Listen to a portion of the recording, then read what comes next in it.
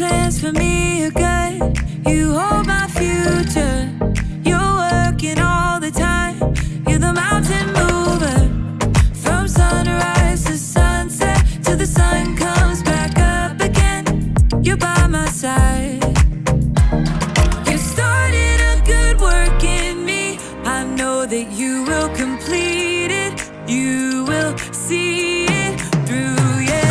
I know that you're still working on me.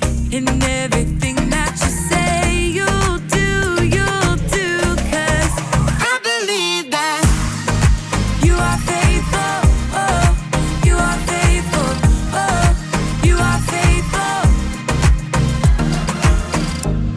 I'll trust your every word, 'cause I believe that you're working for my good.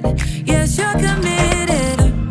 From sunrise to sunset, till the sun comes back up again. You're by my side. You started a good work in me. I know that you will complete it. You will see it through, yeah. I know that you're still working on me. And everything that you say you'll do, 'cause I believe that you are faithful, oh, you are faithful, oh, you are faithful. You are my hope, you are my future. You are the mountain mover. You are faithful. You are my hope, you are my future. You are the mountain mover. You are faithful. You started a good work in me.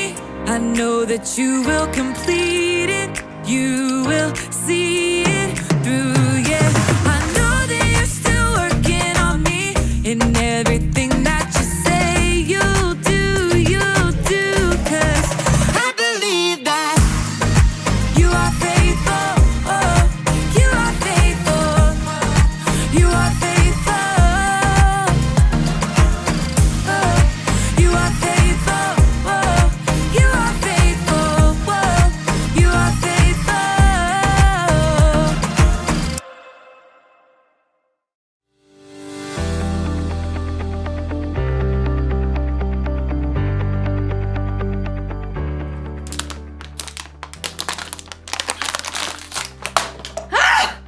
Hey everyone! I'm Erica, and I just ran a 5K race this afternoon! I didn't win, but I also didn't give up. I made it all the way to the finish line, so it's time to celebrate! Yeah! Oh man, I have been training all month for this race, so it has taken a lot of commitment. Commitment is making a plan and putting it into practice.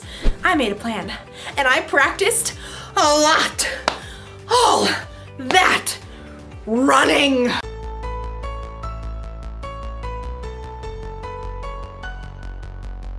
And strength training. And even training my brain. For a month, it's like training has been my life. Like, I thought about this race constantly. When I decided what to eat, oh, when I chose how to spend my time,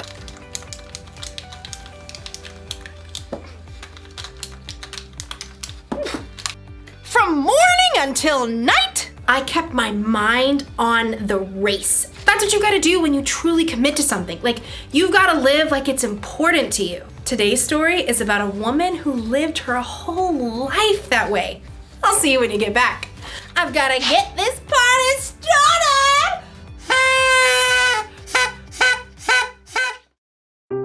The Bible. It's 66 books of history, stories, letters, and poetry that fit together to form God's one big story.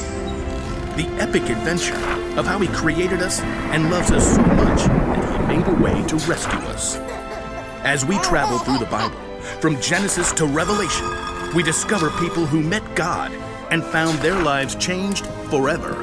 Now, for an amazing story, inspired by the book of Mark, chapter 12, verses 41 through 44. When Jesus rode into Jerusalem on a donkey the week before Passover, the crowds were excited.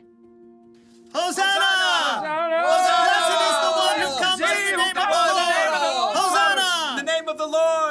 But the religious leaders were not. He's turning the world upside down. We'll have to fix that, won't we? All week, the religious leaders sent men to try trapping Jesus with trick questions. Teacher, is it right to pay taxes to Caesar? Every time, Jesus gave a wise answer that caught them off guard.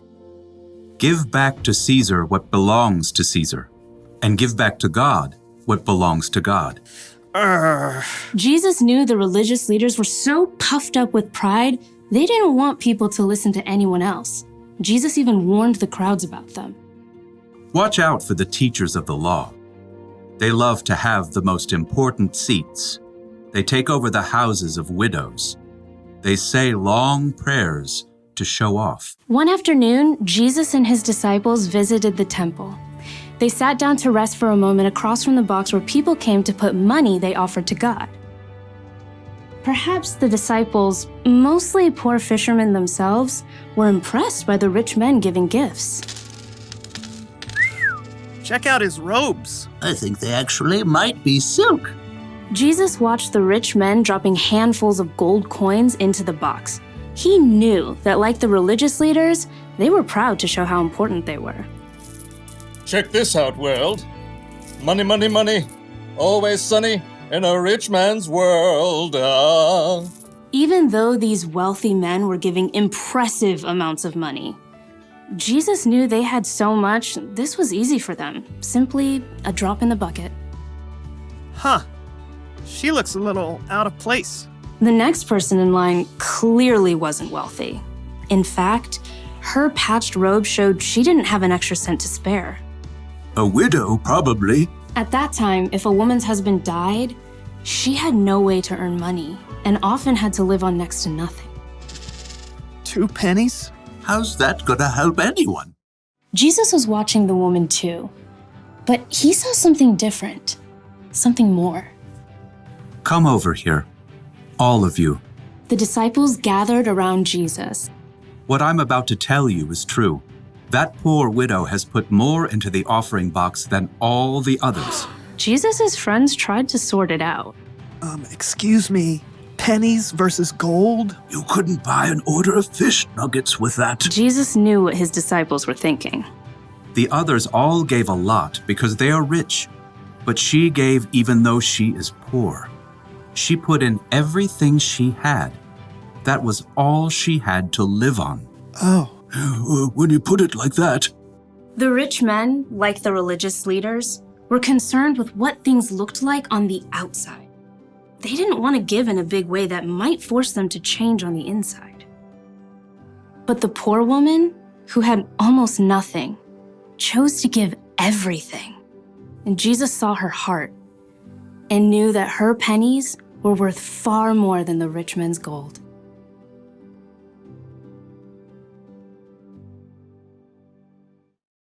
Nobody else thought a poor woman giving 2 small coins was a big deal. But Jesus saw the truth. Other people gave because they were rich. This woman gave everything she had because she was putting her trust in God. She was living for Him. And that's something to celebrate. Woo! Yeah! Living for God is about more than giving money. It's about trying to include God in every part of your day. It's about asking yourself before every choice you make, does this honor God? I could copy my friend's homework or do the work myself, like I'm supposed to. I'm gonna do the work. Or ask yourself, does what I'm about to do show love to others? My friend didn't get me anything for my birthday. Should I get even by giving her nothing? Or should I forgive her? Well, I did already wrap it. She's gonna love it. If you ask yourself those questions, it'll help keep your mind on God. It'll help you think about how Jesus lived and loved others. This probably won't become a habit overnight. That's why the one thing to remember today is this: practice living for God. The more you practice asking yourself, does this honor God? And does this show love to others? The more natural it becomes. It feels good to commit to something and stick to it. I'm glad I committed to running a 5K. I feel stronger and healthier, and between you and me, I think I'm going to start training for another one. But first, we celebrate! See you around!